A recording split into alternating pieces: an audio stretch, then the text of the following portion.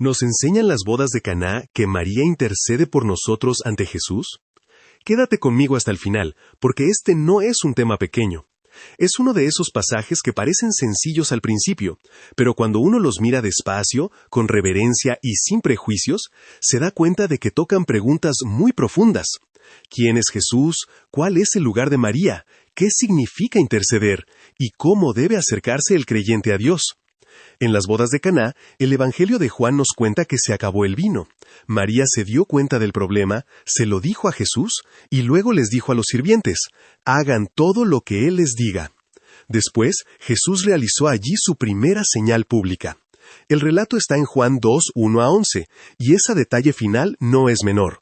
Juan no presenta este hecho solo como un acto de compasión social, sino como una señal que revela la gloria de Cristo. Aquí está lo primero que debemos concluir con seguridad. María sí aparece en Caná como una mujer sensible, atenta y cercana al sufrimiento humano. Ella ve una necesidad antes que otros.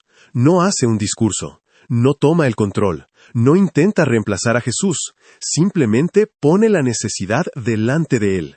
Y luego dice la frase más importante de todo el pasaje: hagan todo lo que Él les diga. Esa frase no dirige las miradas hacia María, sino hacia Cristo. Y aquí empieza la controversia. Algunos cristianos, especialmente dentro de la Iglesia Católica, ven en Caná una imagen de la intercesión de María. Ella presenta una necesidad ante Jesús y Jesús actúa. El Catecismo de la Iglesia Católica enseña que el papel de María en la Iglesia fluye de su unión con Cristo, y que su función es subordinada a la obra única de su Hijo, no independiente de ella. Aún así, la enseñanza católica oficial insiste en que la mediación de Cristo sigue siendo única. Pero muchos cristianos evangélicos y protestantes responden algo muy importante. El texto de Caná nunca manda a los creyentes a orarle a María, ni establece que debamos acudir a ella para poder llegar a Jesús.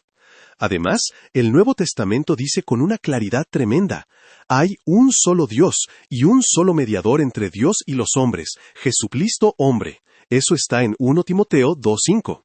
Así que, para esta lectura, Caná muestra la sensibilidad de María y su fe, pero no instituye una doctrina de invocación a María. Ahora viene la pregunta más delicada. Si Jesús es Dios, ¿cómo puede ser intermediario? La respuesta bíblica es hermosa. Precisamente porque Jesús no es solamente Dios, ni solamente hombre, sino el Hijo encarnado, verdadero Dios y verdadero hombre, Él sí puede ser el mediador perfecto. Un mediador verdadero debe representar a ambas partes. Ningún ser humano común puede reconciliar al pecador con Dios. María no puede hacerlo. Ningún santo puede hacerlo. Ningún pastor puede hacerlo. Solo Cristo puede hacerlo, porque solo Él cargó el pecado, murió, resucitó y abrió el camino al Padre. Por eso, 1 Timoteo 2:5 no contradice la divinidad de Jesús. Al contrario, la encarnación es precisamente lo que hace posible su mediación salvadora. Entonces, ¿puede María ser intercesora? Depende de qué querramos decir con esa palabra. Si alguien usa intercesión en un sentido amplio, como cuando un creyente ora por otro creyente, entonces claro que la Biblia muestra que unos pueden orar por otros. En ese sentido general, interceder significa presentar una necesidad delante de Dios. Pero si con intercesora se quiere decir una mediadora necesaria entre Cristo y el creyente, entonces el Nuevo Testamento no le da ese lugar a María. Ese puesto ya está ocupado eternamente por Jesucristo. Y aquí es donde Caná nos da una lección muy sobria. María no dice, mírenme a mí. María no dice, sin mí no podrán llegar a Él. María no dice, pídanme a mí para que yo lo convenza. No, ella dice, hagan todo lo que Él les diga. Eso cambia mucho las cosas. La función de María en Caná no es quedarse en el centro, sino llevar a otros hacia la obediencia a Jesús. Su papel en el relato es real, honroso y bello, pero sigue siendo secundario. El protagonista no es María, el protagonista es Cristo. El milagro no exalta el poder de María, exalta la gloria de Jesús. El pasaje termina diciendo que, por esta señal, sus discípulos creyeron en Él. No dice que creyeron en María. Eso no significa faltar al respeto a María. Al contrario, hay que honrarla bíblicamente. Fue una mujer escogida por Dios, humilde, obediente, valiente, bendecida entre las mujeres. Su ejemplo de fe merece ser admirado. Su disposición a servir a la voluntad de Dios merece ser recordada.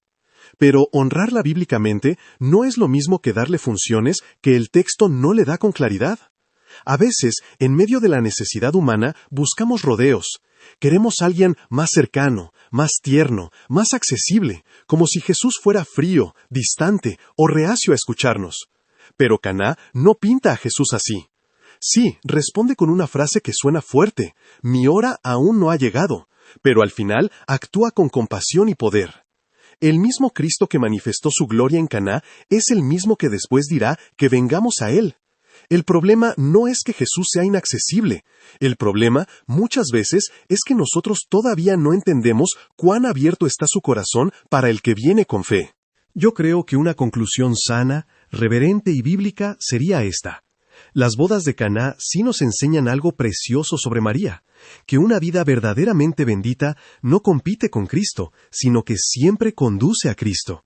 Nos enseñan que María supo ver la necesidad, confiar en Jesús y señalar a otros hacia la obediencia.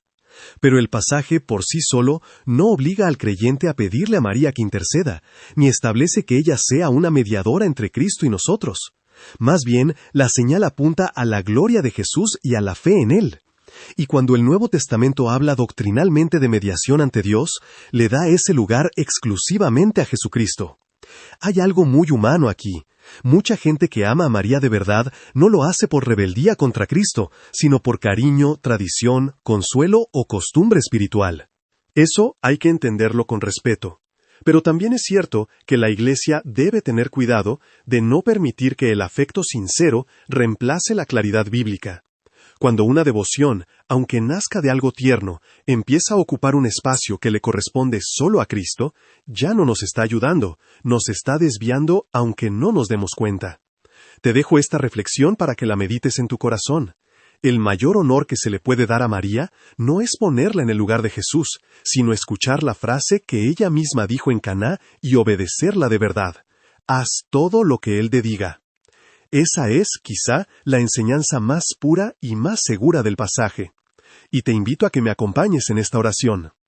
Señor Jesús, gracias porque no nos dejaste a oscuras, sino que nos mostraste tu gloria y tu corazón. Ayúdanos a leer tu palabra con humildad, sin orgullo, sin prejuicios y sin temor. Danos amor para tratar con respeto a quienes piensan distinto, pero también danos valor para permanecer firmes en la verdad. Enséñanos a honrar a cada personaje bíblico en su lugar correcto y a darte solo a ti el centro de nuestra fe, de nuestra confianza y de nuestra adoración. Y así como en Caná transformaste lo ordinario en una señal de tu gloria, transforma también nuestra confusión en claridad, nuestra tradición en convicción y nuestro corazón en obediencia. Amén. Somos cristianos conectando corazones con Cristo.